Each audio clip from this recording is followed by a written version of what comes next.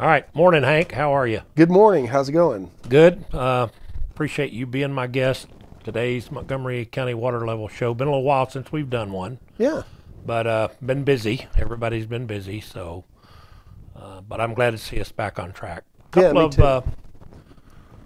Few things I'd like to talk about today, and what I really want to focus on is this issue of subsidence Okay. and flooding. Okay. And but before we do, there's a couple of things I do want to talk about. One thing I want to talk about is I got a chance yesterday to go meet the new general manager of the San Jacinto River Authority, Aubrey Okay. Spear, Great. Great. and got a really good impression. And he was very gracious, and he had a lot of people show up to meet him. Okay. I don't know who most of them were, but there were probably 25 or 30 people there at 11 o'clock. And, That's good. Yeah, that's quite and a I got a turnout. chance to talk to him by myself for about 5 minutes, and I got a chance to meet not Stacy, but Stephanie Okay. on the board there. What a delightful person. But anyway, I got a chance to talk to Aubrey, and I guess the big takeaway for me was he made a statement that I really appreciate, and the statement he made was that he was a clean sheet of paper. Okay. That's refreshing. It is refreshing. Yeah, that's and, great. As you know, Jace Houston resigned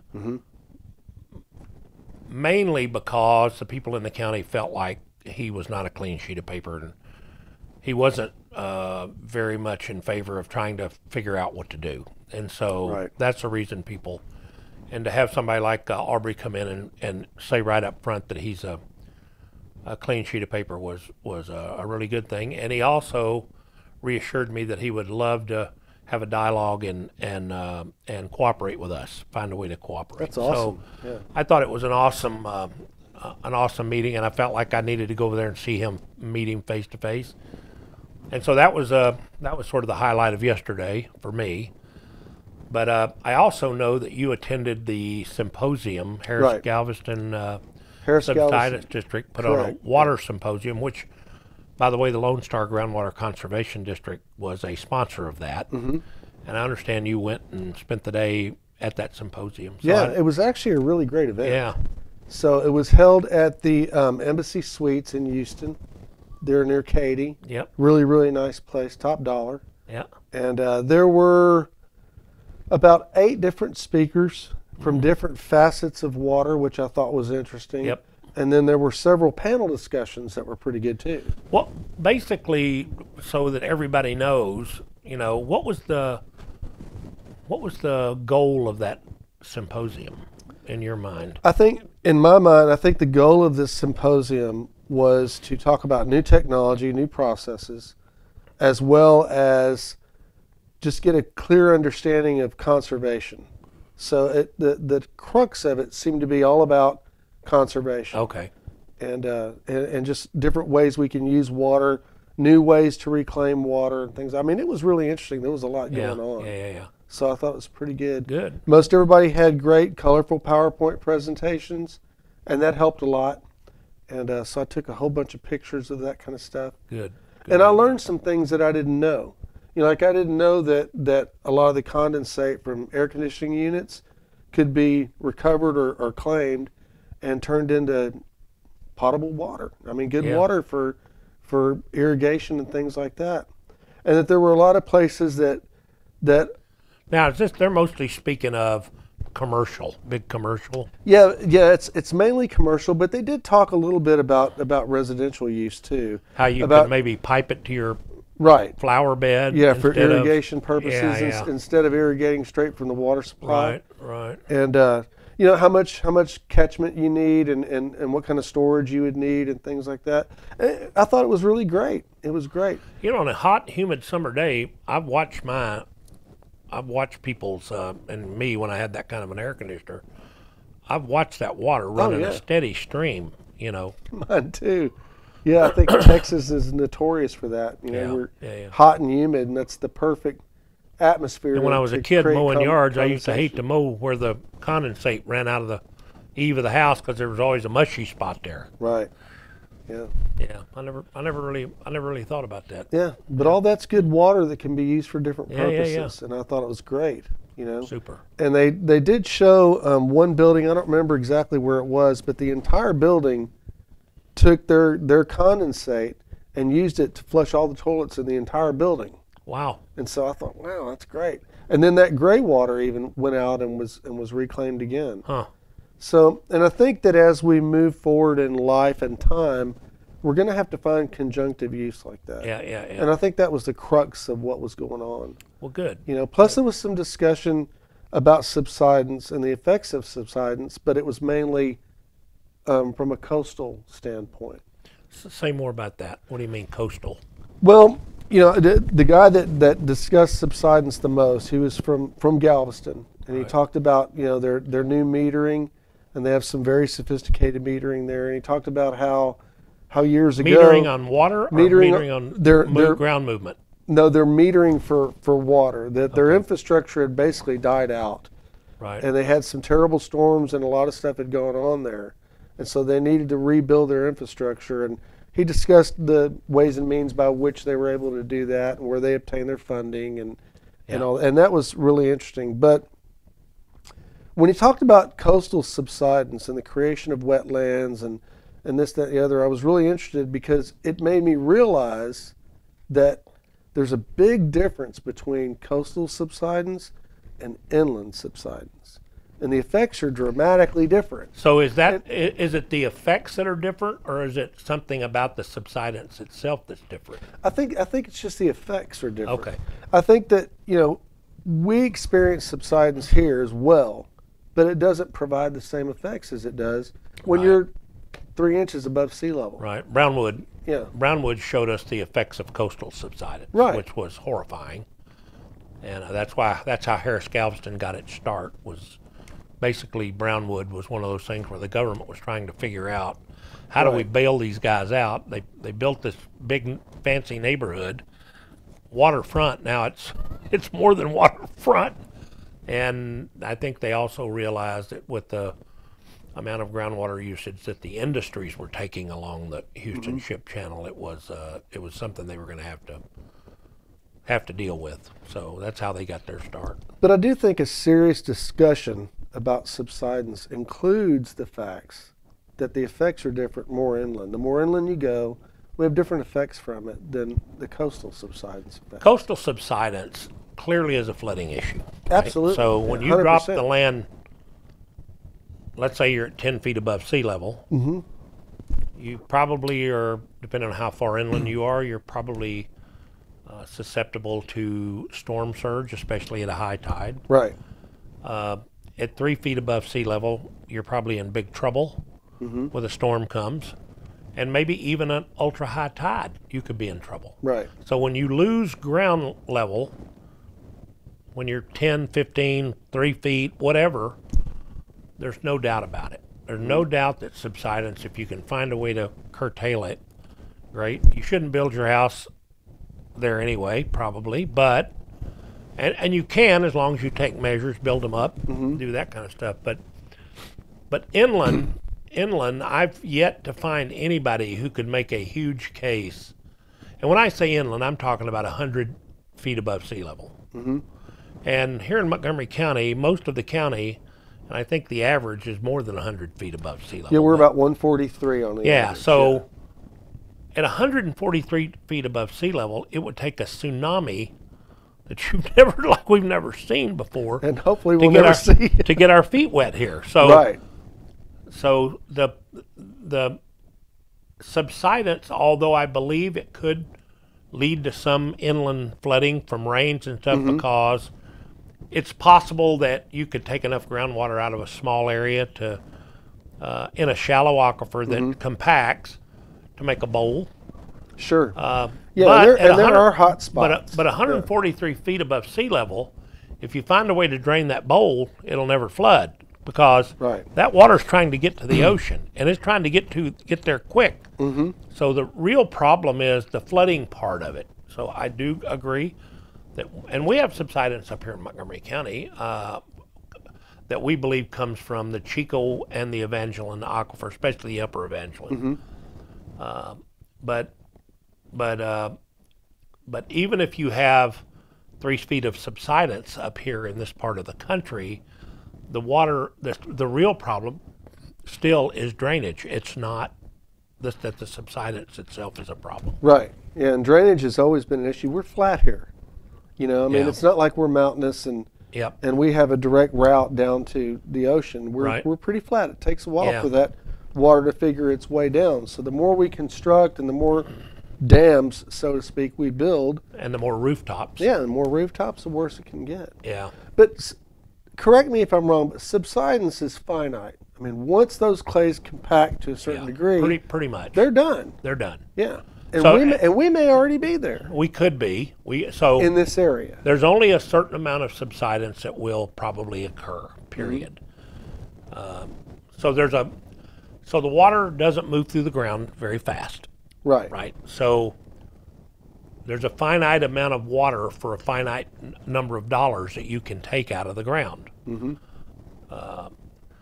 So the faster you suck the water out of the ground here in Montgomery County, the wider the cone of depression gets. In other words, it's pulling the water that's the closest to the well bore. Right.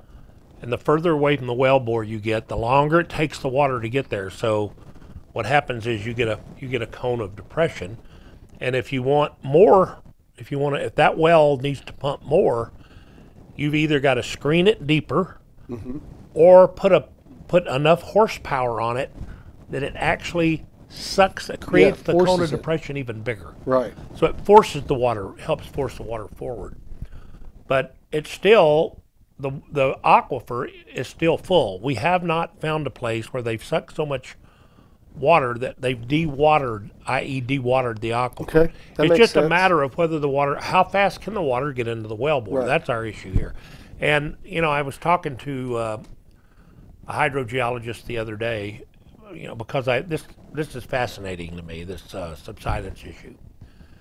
And he said, in reality, because I told him, I said, I heard the Texas Water Development Board put a number on our water here in Montgomery County that we could recover somewhere between 25 and 75% of the TERS, total available groundwater. Okay. So we have 183 million acre feet of groundwater underneath Montgomery County, of which the Water Development Board says, depending on the makeup of the aquifer and where you get it and all that, you could recover as little as 25% of it. You could recover as much as 75%.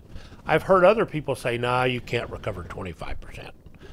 To me, that's just such a wide... It is, but here's the thing that I've got to investigate further, and I'm not making any claim to actual data here, but this hydrogeologist told me you can recover almost all of it, but the amount of horsepower it would take to do that starts to... the curve on that starts to go way up. So sure, if you stick a well bore down and you put huge horsepower and you create negative pressure in that well bore, the less the negative, the more the negative pressure, or the less the pressure in the well bore, the quicker the water runs to you. So think of it this way: you can put a straw in a milkshake, and you can just suck on it. Put a 3-year-old sucking on it, and you're going to get X amount of that milkshake out at any given second. Right.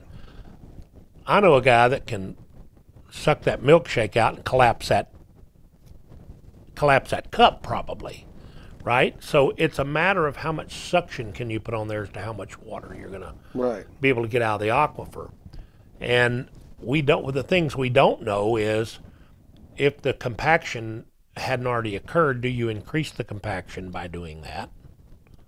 So the more pressure you take out, sure, possibly the more compaction you can get in it. But the reality is this: let's assume that right now we're slated to have 6 inches of subsidence across the next 70 years average in Montgomery County. And let's assume we can get 90% of our water demands met if we assume that 6 inches of subsidence.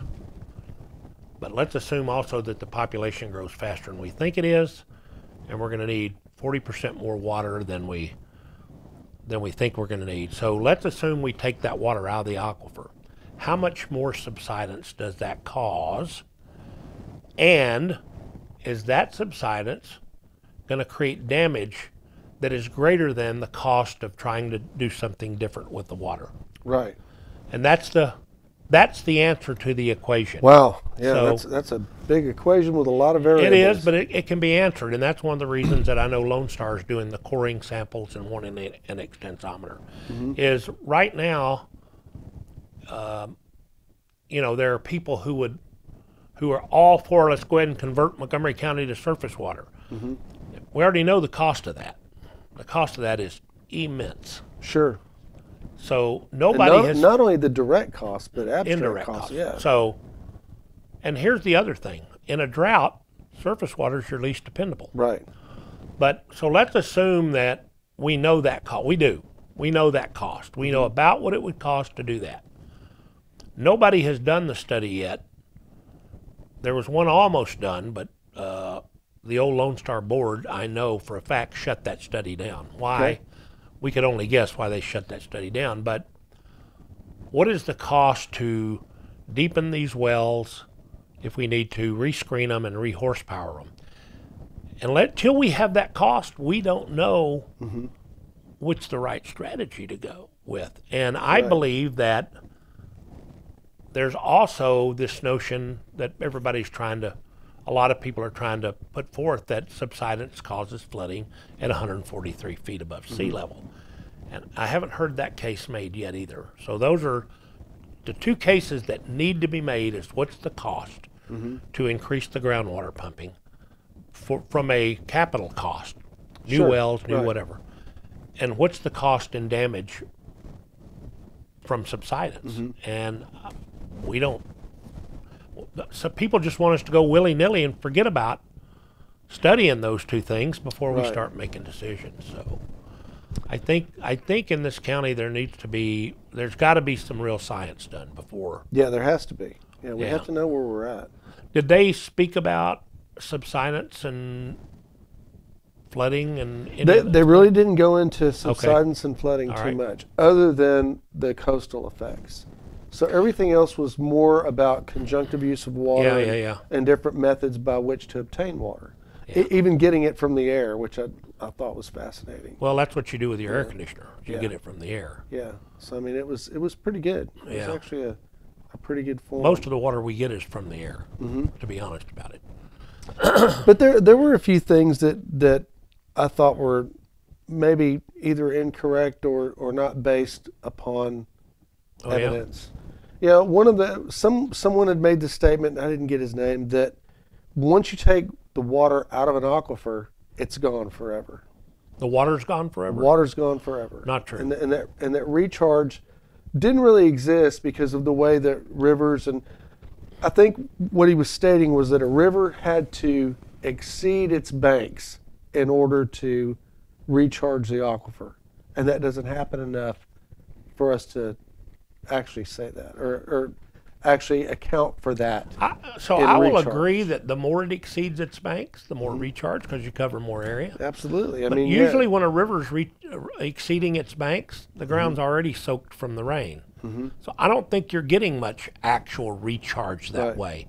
So a river is recharging all the time. And I think recharge is a movable target no matter how you look at it. Yeah. I think it's different. It depends on the porosity Oh, yeah. of the ground. I mean, it's that simple. Yeah, And I the amount of rain, porosity of Yeah, the yeah. ground, the I mean- ability for it to drain. I mean, Well, a and lot. how much pressure's in the aquifer and how full is the aquifer? So if the aquifer is 100% full, like it is right now, the amount of recharge you're going to get from any source is really low, if any. Right. So here's the way to think about it.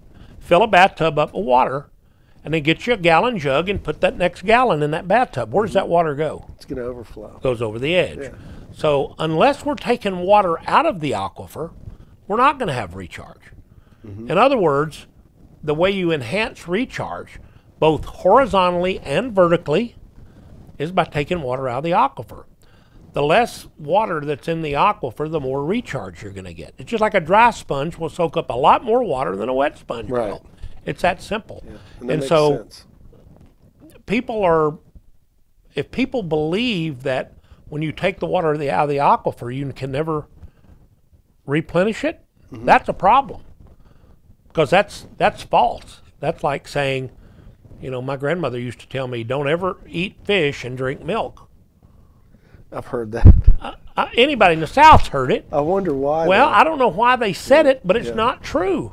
Yeah. Because first time she turned her back, I took a drink of milk, ate a piece of fish, and nothing Just happened. to see what would happen. And so my point is, though, that got to be accepted lore Right. back then. And we can't make good decisions, and this is too important to make them on bad information. And that information has been proven to be wrong. Yeah, and I think the subsidence is going that way too. It's becoming lore, as opposed Yeah, to. you mean based. as in subsidence being the cause of flooding? Yeah. Yeah, I think that's right. We need to explore that one a lot because I have not found one study yet that ties those two together away from the coast. I don't think there's any doubt about it with the coastal flooding, but So the core sampling and the extensometers that the LSGCD is getting ready to do, what is that going to tell us on subsidence? So here's what we know. We're really pretty sure of. Okay. Is that our two shallow aquifers, which are, and when I say shallow, that's relative. Sure. Several hundred feet thick, but so you have the Chico aquifer, which is just below the water table. So you got a water table in the county that can be anywhere from probably 18 inches below the surface of the ground down to 12 or 15 or 20 feet, I don't know. Right. They call that the water table.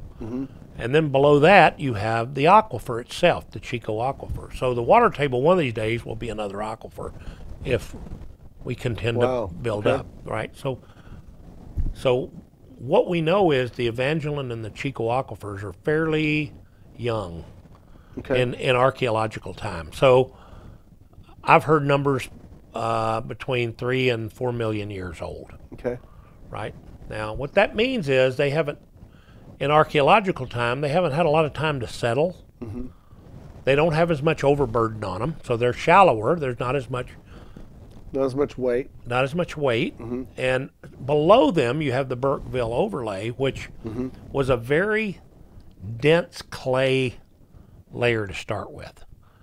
And so below it is the jasper. And Burkeville's rather thick, isn't it? They're both thick. All of them are thick. None of these aquifers are what you would call really thin. Okay. I thought the Burkeville was 50 to 100 feet thick when I first got into the water world. I didn't know. It just looked like it on a chart to me. Right. So I'm going, that one's showing to be from 1,200 to 2,300 feet deep. So that's 1,100 feet thick.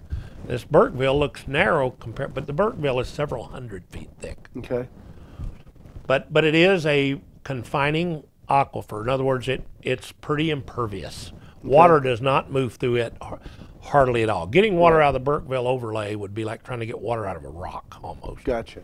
Yeah. It's there, you just So can't get it. But below it is the jasper. So the Burkeville made out of these heavy, thick sediments, and then the Evangeline and the Chico sitting on top of the jasper. According to what a lot of experts are saying, that the compaction has already occurred, so it's squeezed them. So what we're trying to figure out is that true?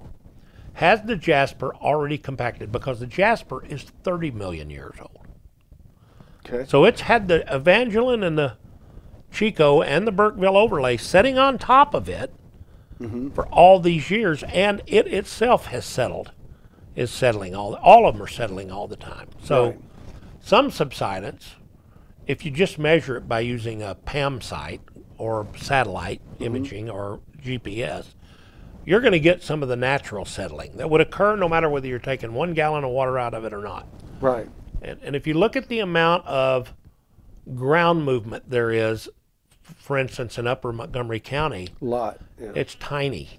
It seems like a lot to me. Well, no, it's centimeters. Now, southern Montgomery County, you get some ground movement, right? And when I say ground movement, I don't mean this way or this way. I mean actual permanent ground movement where it's sinking. And so it's tiny in the mid to upper part of the county. It's a little bit more in the South County. But we don't take we don't use in the southern county, we don't use the Jaspers much. We use the two shallow aquifers. We believe they subside. They've still got room. Now, how much, I don't know. How much are they going to subside before they stop? Because there is a finite amount. Right. So you take a ball of Play-Doh and put it on the ground, put a 5-pound weight on it, it's not going to be round anymore. It's going to take it off, put a 20-pound weight on it, it's going to squeeze it a little more. Take it off, put a 50-pound weight. But at some point, it's only going to squeeze so far. Now, we don't know how much that is. So coring is going to tell us how much more subsidence we believe by removing groundwater we will get out of the Chico and the Evangeline. We're also going to determine now, for the very first time, I believe, Lone Star is going to determine whether the Jasper has actually experienced most of its subsidence and how much more will it subside. And the reason for that is because the go-to aquifer in Montgomery County is going to be the Jasper. In Harris County, the Jasper, for the most part, unusable. It's too salty. So if you want to do desal projects, you can pull them out of the Jasper down there. The only study I've seen on the Jasper was in Harris County, and it showed zero subsidence, basically, in the Jasper in Harris County. Now, or compaction, that it wouldn't compact. Now, I think that's indicative, right, of the Jasper in itself, but because they don't pump groundwater out of the Jasper down there, I don't want to depend on that. So I'm glad that Lone Star is going to do the studies up here. So the studies are going to tell them how much more compaction could you expect out of the Evangeline and the Chico, depending on how much groundwater you pull, and how much compaction is there likely to be in the Jasper. And the reason for that is it will tell Lone Star how much water is truly available to the citizens at the best cost. So what's the highest practicable use of groundwater in Montgomery County? And instead of just saying, oh my God, pulling groundwater out is going to cause subsidence, subsidence is going to flood us all, let's spend all this money and let's get all these people to pay all this money and just convert to surface water. That's a non-starter, I think, for the Lone Star folks, the new Lone Star folks. So they're gonna get this science and find that out. And how long do you think this process is going to take? Well, I know for a fact that they've got the drilling site in Porter for the coring. I know that drilling site has been identified. The contracts are all signed, and they're mobilizing now. And the drilling rig, I think, is... They're going to start plugging holes pretty soon. Yeah, the drilling rig may be in place. Anybody that's interested ought to call Lone Star and get an update on that. But so that's one, and then the other site is in the Woodlands, and it's a site that the SJRA has offered to allow Lone Star to use graciously. Thank you, Ed Shackelford, who was the acting GM for that. A couple of little problems with it. Well, one problem, I think we've worked through most of the contract issues, but the big issue right now is there has to be an environmental study done because it's likely there's been some stuff dumped on that land because it's a waste treatment site. So they got to do Lone Star has to do an environmental study before that can move forward, and the cost of that's going to determine whether that's a viable site or not. So if that's $1 million to do that environmental study, that's probably not a viable site. And then the site hunt starts over again. So a couple of people have come to Lone Star and said that they would volunteer sites. One of them actually is Quadvest. Really? Yeah, and another one are some of the muds. They have sites where, so that second coring project is going to get done. It's just we'd like to do it in the Woodlands because the Woodlands are the people who are the most concerned about subsidence. Well, let me ask you this about the Woodlands. Has the Woodlands experienced a different amount of subsidence than the rest of Montgomery County? Well, that's the other thing. Montgomery County is a dog's breakfast when it comes to subsidence. Okay. So Porter, New Caney, even probably Splendora area, southeast corner of the county, closest to Harris County to heavy pumping, more dependent on the shallow aquifers, has experienced more. So they're at, I don't know, anywhere from a foot to 3 foot in places of subsidence over the last 50 years. You get up around Conroe, Willis, even Magnolia, that number is negligible. I mean, it's just it's tiny. It's not even a foot. So, and then there was a study done by Texas Water Development Board, or USGS. In fact, I think Mike Turco was the one who did the study that said by 2010 there was going to be 5 feet of subsidence in Conroe, and there's not even 6 inches of subsidence. So it's really hard unless you do the coring to be accurate about this.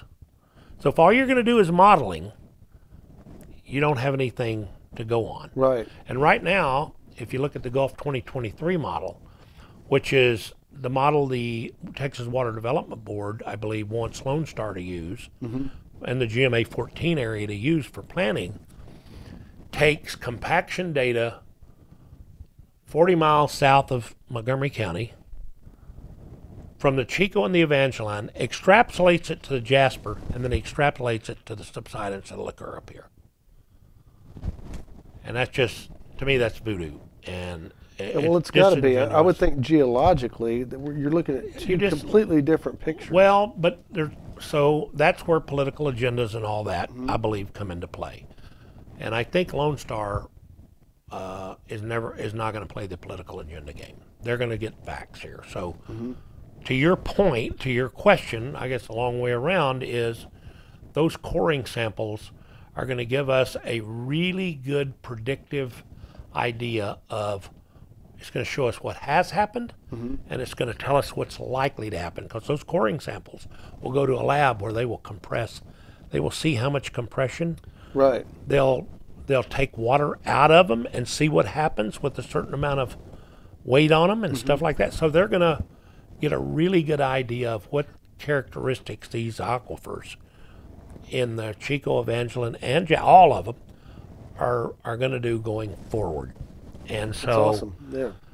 That's the kind of information I think the citizens of Montgomery County really want before they start making decisions. So that science itself, will that be acceptable by, let's say, the Texas Water Development Board and the other governing bodies? Well, we hope so. I mean, they're accepting the Gulf 2023 model, which has the thing.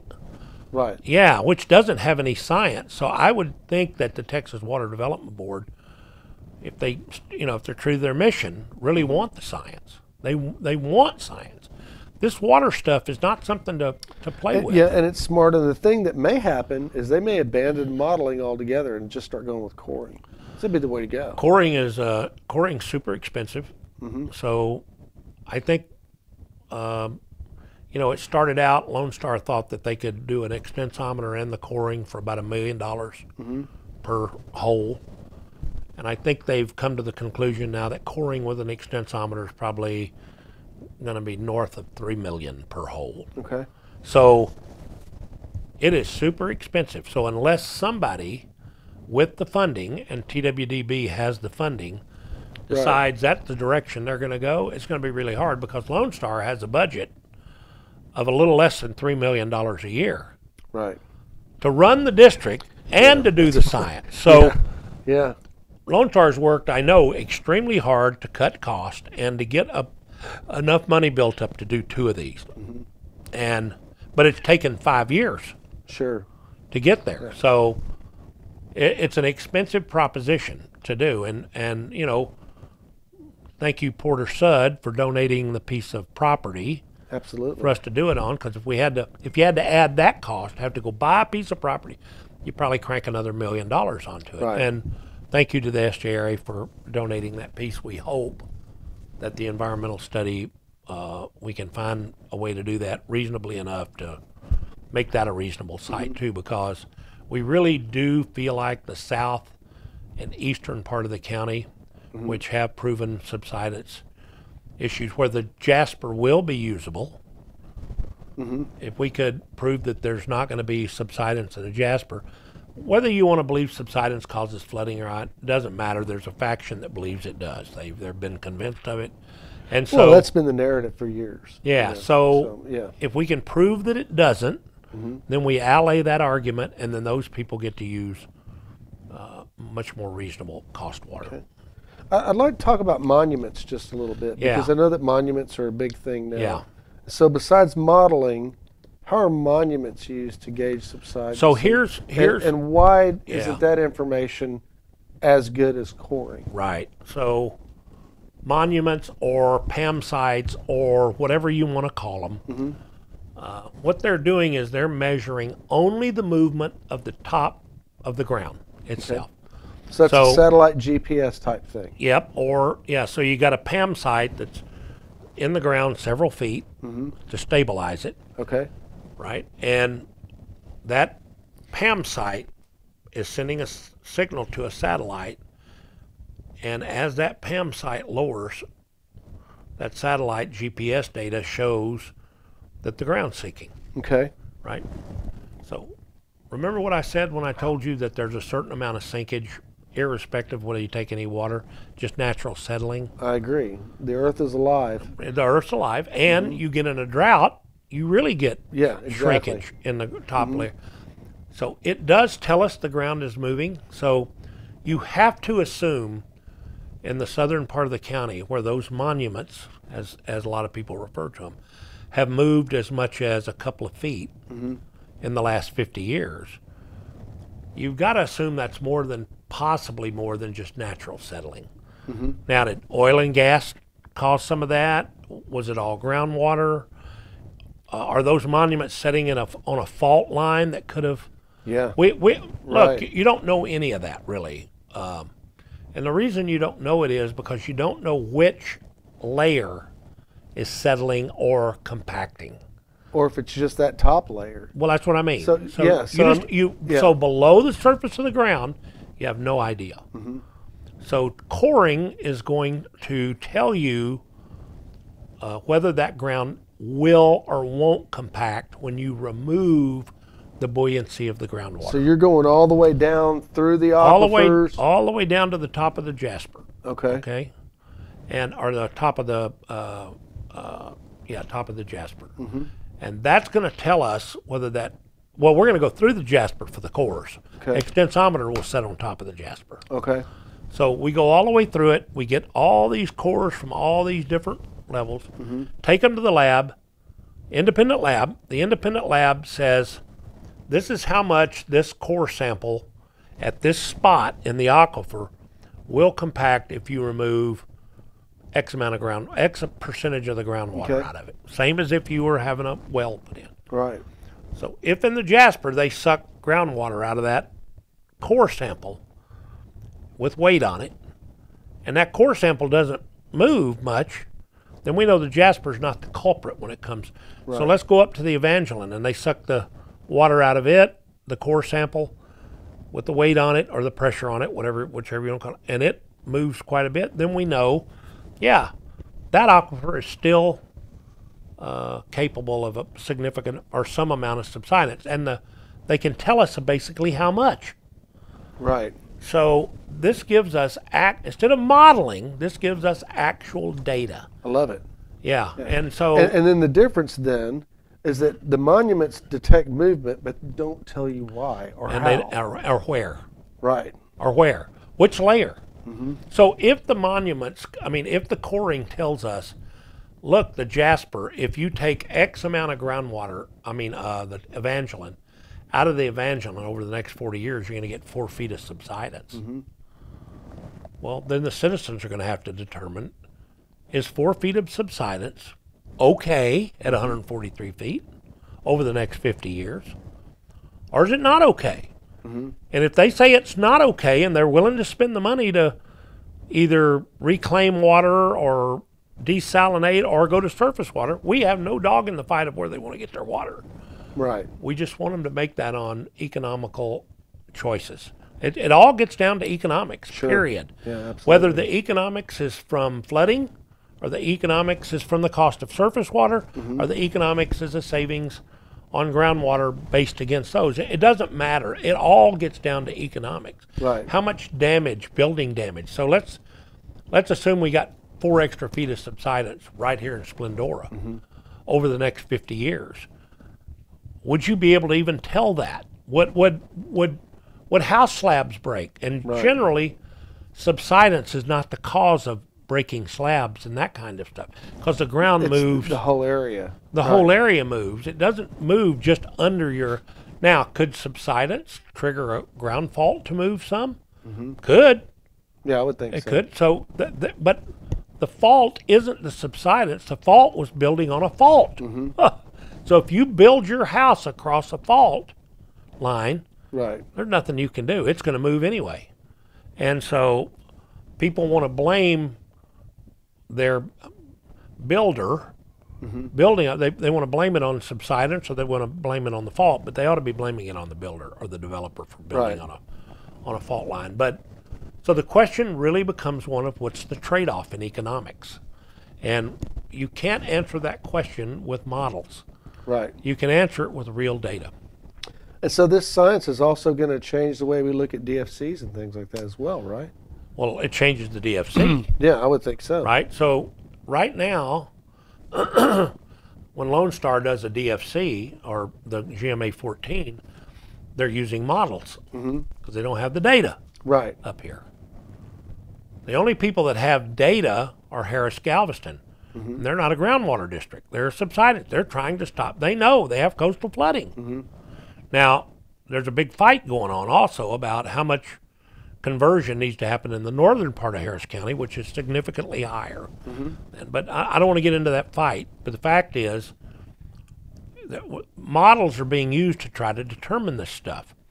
And it's just not it's not a practical way to do it. Once you get up, I believe once you get 100 feet above sea level, you really need science to tell you. Yeah, the game changes. It is a game changer. And we already know in Montgomery County the cost of trying to convert to surface water. You know, the Woodlands and Conroe have a certain amount of surface water that they use. But they built a $500 million surface water plant and all the infrastructure. And all the people, so Conroe and the Woodlands, no way could they pay for that, for the amount they're using. So they created, everybody knows this, the GRP. So now you've got it's a bigger, but it's still a very limited audience of people paying for that. And their water bills are exorbitant. Right. So you got to ask yourself, am I willing to take on another 6 inches of subsidence over the next 50 years and lower my water bill by $200 a month? Or do I want to stop that 6 inches of subsidence and pay an additional $200 a month for my water? Yeah. And $200 is the low end. And hopefully that'll be a voter question. It should be a voter question. There should never be another GRP done the way it was done. It just shouldn't be. And that's why it's in federal court right now. You know, that's why all that. And the other thing to keep in mind is the farther you get away from that surface treatment facility, the more expensive, it gets to get the water there. Yes. Yeah. And, you know, we could get into an argument about how that was all done and, you know, the fallacy of building one giant plant. Right. If they were going to convert everybody in Montgomery County to surface water and they had the mechanism to do it and it was legal and all of that and we needed it, it could have been done in a way that would have been much more palatable. Right. So if you took a surface water plant capable of furnishing surface water to Shenandoah, Magnolia, all of Conroe, all of the Woodlands, Splendora, New Caney, and Porter, and maybe Cut and Shoot, and maybe some others. Sure. And you were going to expand the audience of that, and you said by doing that surface water plant, you're going to allow people in the more rural parts of the county to continue to take however much groundwater they need, and you were not going to allow the subsidence. You know, and you charged everybody, for example, if you charged everybody in Montgomery County a 0.25% sales tax to pay for the plant and the infrastructure, it would have been very cost effective. Right. But because the legislator would not give the SGRA and Lone Star, the right legislatively to tax people, then they had to do it with contracts. And as we all know, Lone Star passed illegal rules that forced the cities and the water companies into these contracts, and then the rule was found illegal, and so now, like it or not, the SGRA is stuck with a big old water plant and a very limited audience that runs at a very minimal rate to pay for. And you know, if we go about this stuff right, it is much more doable and palatable. Right. So I'm with you. There never should be another tax put on the people of Montgomery County for water, for anything, unless the voters vote on it. And no voters voted on any of this. We know that. So well, hopefully we can get there in the future. yeah. Well, I want to go back to something. I want to go back to this subsidence and flooding issue. Okay. Because I think that's the place. So we're going to get coring samples. We're doing that science. I think it's high time that Montgomery County, growing as fast as it is, somehow or another we get an impartial study of the relationship between subsidence at the higher elevations and flooding. And there's no studies on that, really. I mean, everybody makes the statement, well, we know subsidence causes property damage and some amount of flooding. Okay, well, they make the same claim about subsidence and groundwater pumpage. Well, we're going to answer that one, but I think it's important. So I don't think subsidence is an issue to anybody in this county except as it applies to flooding. Right. So the connection was made that subsidence equals flooding. From a PR perspective, that claim has been made. Right. But just like the claim about groundwater and subsidence, until I see some proof, then it's just somebody's guess. But you know, the interesting thing about that claim is it was timing as well. Because at the time that that claim started to become a true narrative and started to really be put out was when we started to experience growth. And with growth, what happens? We start pouring concrete. We start creating methods by which the water can't drain off as much. So we did experience more flooding. There was one other thing that we experienced. But did the and the storms as well. But we experienced something else. What was that? The water treatment, I mean, the fact that groundwater was going to come to Montgomery County started in 1988. Paid Engineering did a study hired by the SJRA to study the notion of the need for surface water. They came back in 88 and said by 2010, Montgomery County is going to be 60% surface water, 40% groundwater. Wow. And the SJRA is the only people big enough to do it. Right. Now that was a study that was bought and paid for by the SGRA. So somebody had it in their head they were going to sell Lake Conroe water to Montgomery. Now, why? So why would you do that, right? So there's got to be a reason to convince people to allow you to do something like that. The reason began probably shortly after before maybe the groundwater district was formed, and that was we're running out of water in Montgomery County. Right. So the other thing that was at play, besides the fact that we were developing more rooftops, bigger drainage problems, then came the claim we're running out of water. So what people were seeing was well levels dropping. And well levels do drop. The closer you put wells together, the more you put in the ground, the lower the... We discussed that earlier. It takes a while for that water to get through the aquifer. So what happens is, you get drops in the water level. That's normal. Turn the wells off.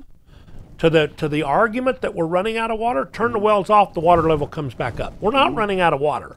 Right. Okay. But that was the drumbeat. We're running out of water. In fact, there's an article, if anybody wants to go look it up, it's just pressure. Where the general manager of the SGRA wrote an article, says our wells in Montgomery County are running dry, and which was a false statement. Now, the argument that they'll make is, well, the wells were running dry. In other words, the level was falling enough that they were getting beyond the screens, but put them deeper.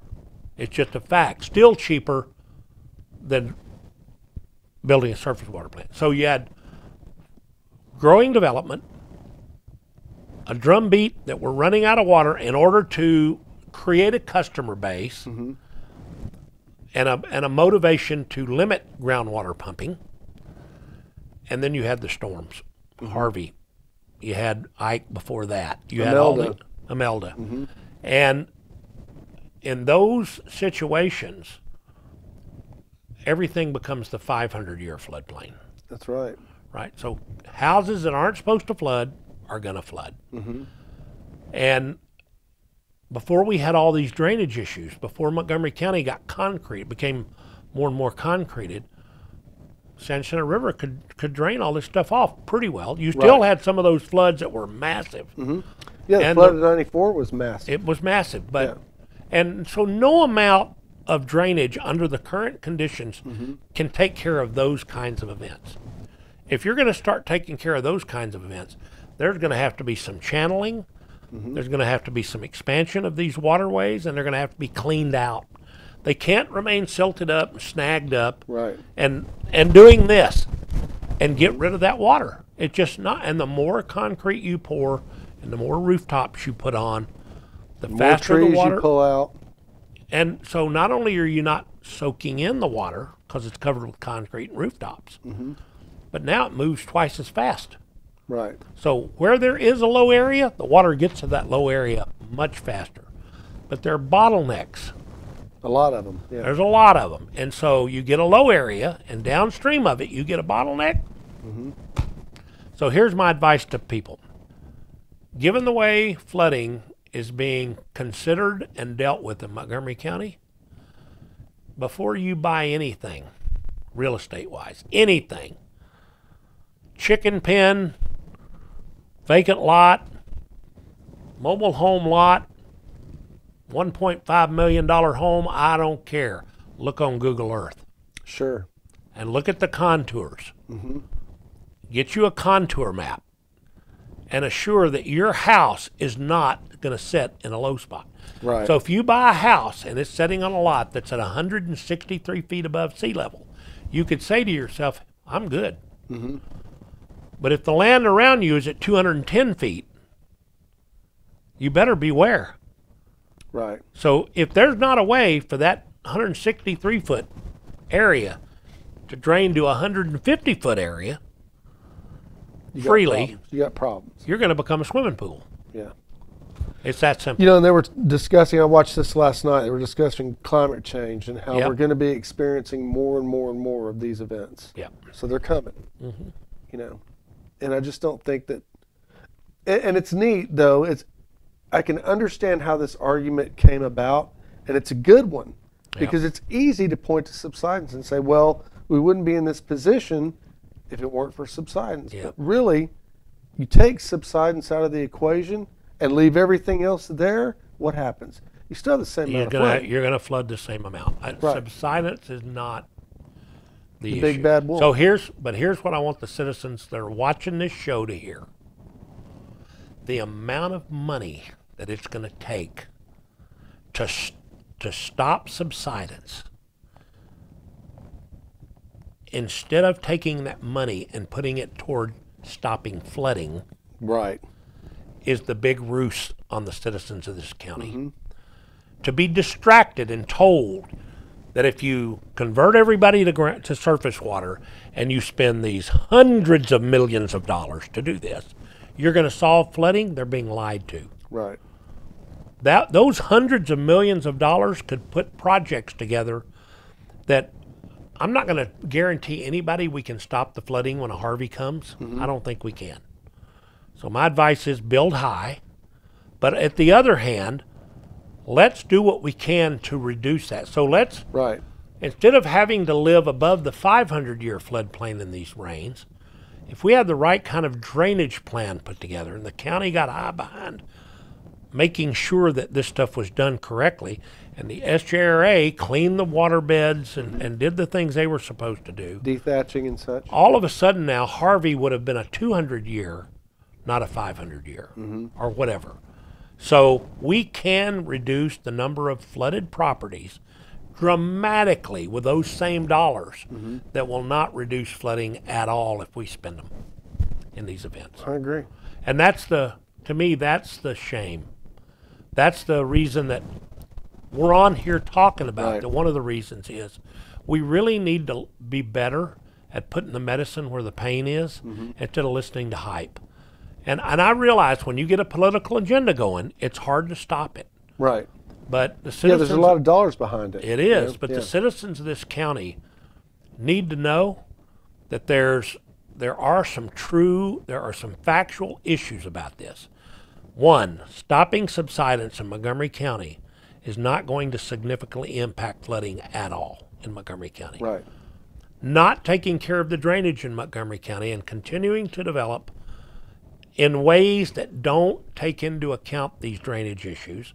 I'm not for stopping development, but I'm for having a bigger master plan. Right. So I got a neighborhood here. I got 500 rooftops. Needs to be county-wide. 500 driveways and streets for 500 homes.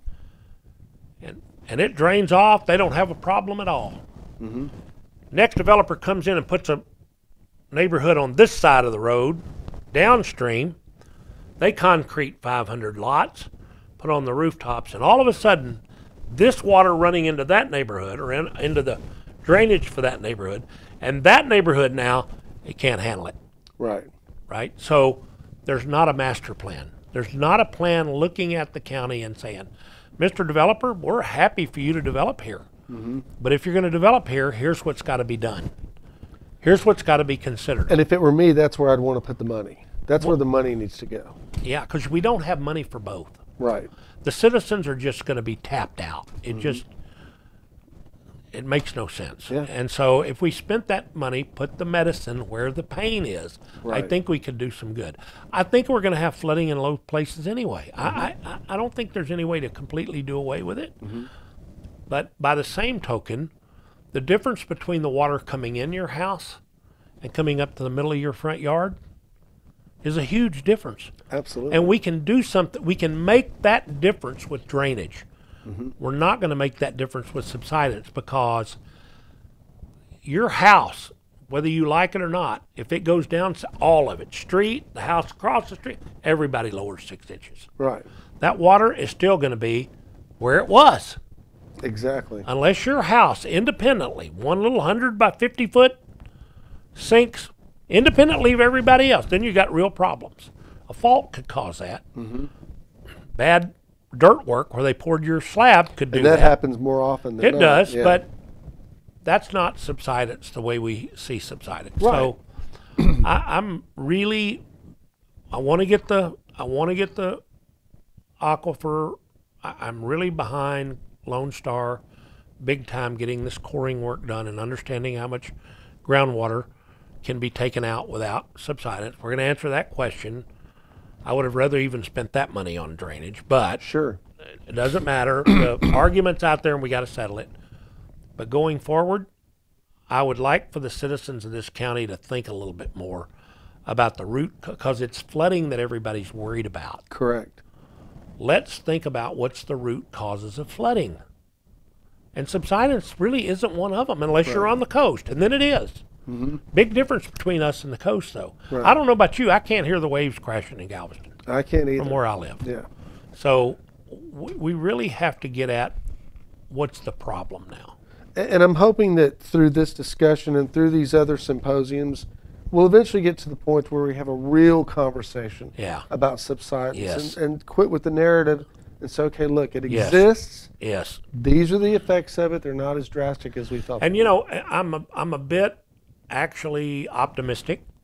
So I know that the candidate for the east part of the county and the district came and met with Lone Star and had a great meeting and is trying to understand this stuff. Now there's a legislator or a potential legislator. I know the existing legislator wants to meet. I know that Will Metcalf is on top of this.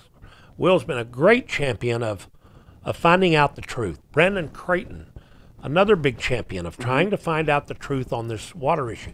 Cecil Bell, super supportive of trying to do the right thing. Lois Colkhorst, was dropped a bombshell, I thought, at the testimony in front of smart lady, energetic lady, going to be I think in the years going forward, if she hangs in there, she's going to be even more influential. And so in this part of the Texas, the districts we have, those legislators are really trying to get their head around this water subsidence flooding issue. Right. So it gives me a lot of optimism that we have such a strong, intelligent, critical thinking representation in the legislature. And that's what it's going to take. It is, but I think it's also going to take some local stuff. I think the county commissioners going, we're not in the water business. They are in the flooding business, and they are in the drainage business. And I think if they really want this county to be viable, they're going to have to. I don't want them to get into the water. I'm not advocating that they get into the water business, Right. but you can't ignore it. And I know for a fact Matt Gray is thinking about it because he, at the symposium you did, Yeah, he was at my symposium. he was talking about yeah. monuments. Now, Right. I think the problem that we have with, even at the national or the state level, is this is a really complex issue. And those guys are really busy, and it's hard to get them to understand all this stuff the way they need to. So I think at the state level, I think at the state level, we've got better understanding than we do at the, for our local contingent, than we have at the local level. I understand. I would love for the local politicians to get more savvy about this stuff. And I know Lone Star is more than happy to put on whatever kind of education. Well, and I think if we can find a method by which to depoliticize this whole conversation, yeah, it's not going to happen. then they'll get more into it. It's not going to happen. Yeah. So we've got to overcome, I believe, the political. Well, I mean, look, it's there. So let me just put some facts in front of you. Harris Galveston has a mandate to stop subsidence. That mandate says they've got to convert everybody to surface water. Job number one. That's all they care. They don't have a DFC. They don't have a pumping cap. They have nothing. Okay. They don't have the money to do it. Harris County is still rural enough in a lot of the county that the cost for infrastructure is huge. So they're still pumping over 3 times the groundwater that Montgomery County is pumping. And most of it is at the county line. So here's the politicization part of it, Hank. They have a vested stake, and I'm not criticizing them Right. It's by just a making job. this. Yeah. I'm just saying this is a fact. If they could get Montgomery County to not pump groundwater, the impact on them would be lessened. Just like if they would stop pumping groundwater, the impact on Montgomery County, southern Montgomery County, would be lessened. Right. That aquifer does not give a rat's rear end about the county line.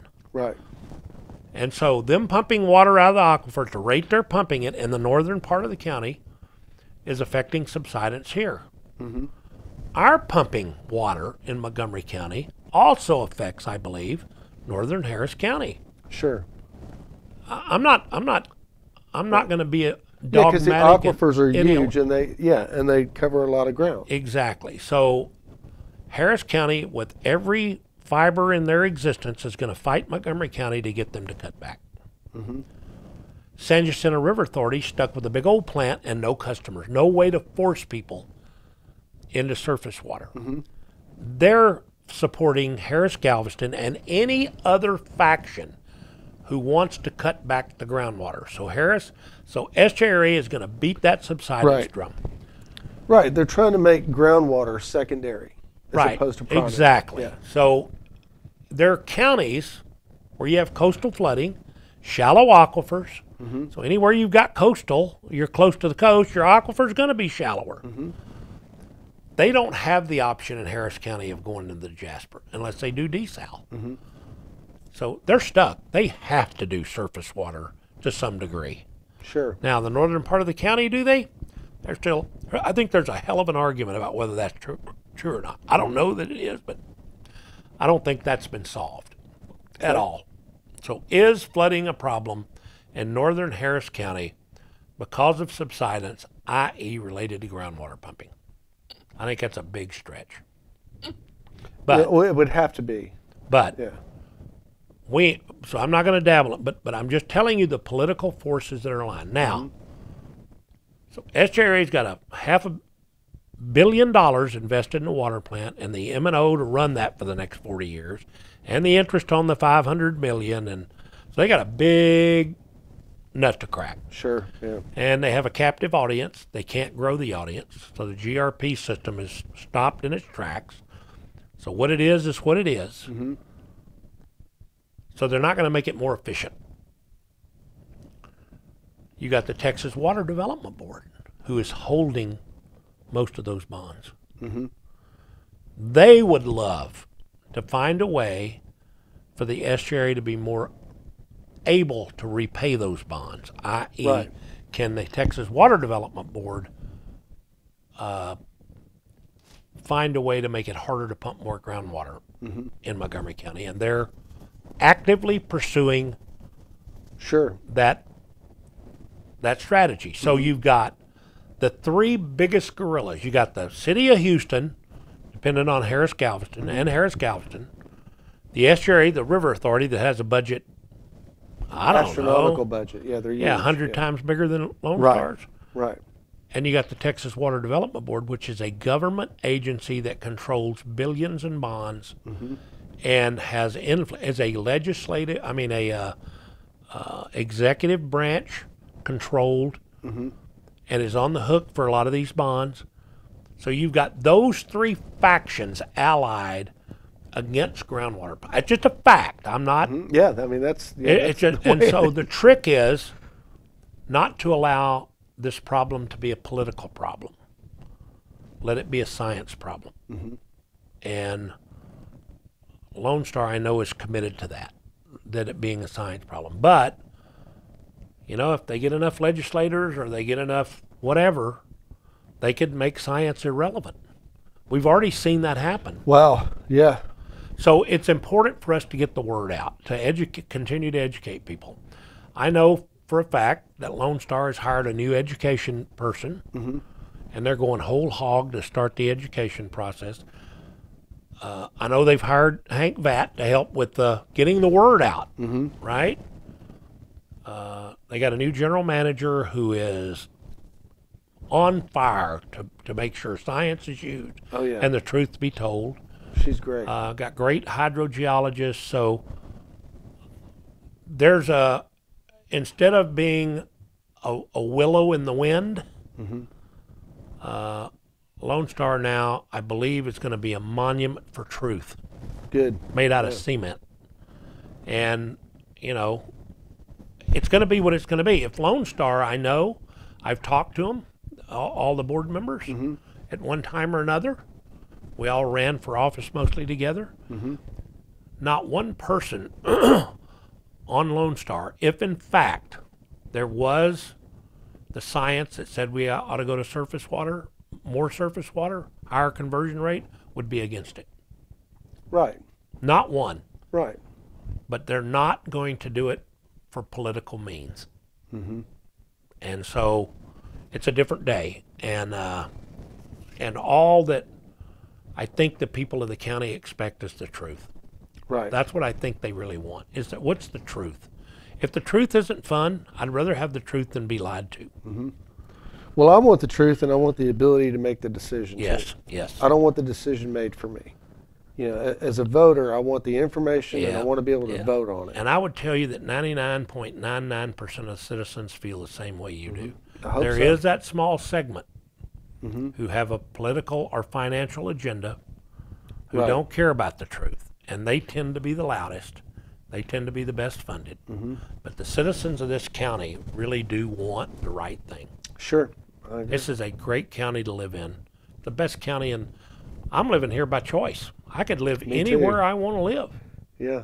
My job allowed me to live anywhere I wanted to live. I chose Montgomery County. It is Hawaii's beautiful. The weather in California is great. The mountains and the Smoky Mountains are beautiful. But I'm going to tell you, the environment and the people here put all that to shame. Oh yeah. So- Absolutely. It's a great county, and I think they deserve the truth, and they deserve the ability to they deserve the right to make those decisions about their outcome, whatever their outcomes are. Fantastic. Well, I'll be looking forward to that science. All right. I'm hoping to see it. Yeah. That'd be great. Well, as soon as, and we'll be, I know Lone Star is going to be looking forward to putting the information out when they get it, so that people can see what's real. Well, thanks for having me on, and I hope to carry the message I will. as far as I can. We're going to work as hard as I'm going to work as a citizen here to continue to get the message out. I know that you're going to work with, so one, you're allowing me, the citizen, to be able to have a platform, and I get guests on here, and we get to talk about all this stuff. I know you, as a media person, have given the platform for that, and I'm not the only one that's come on here and talked about water. Right. And then I know you also are now the PR guy for Lone Star, and I know you'll be working hard to help them get that message out. So absolutely, I think we're better positioned now in this county to get the truth out to people than we ever have been, and that gives me hope and inspiration also. So thank you, Hank. I appreciate it. Thank you. I appreciate it. Alrighty.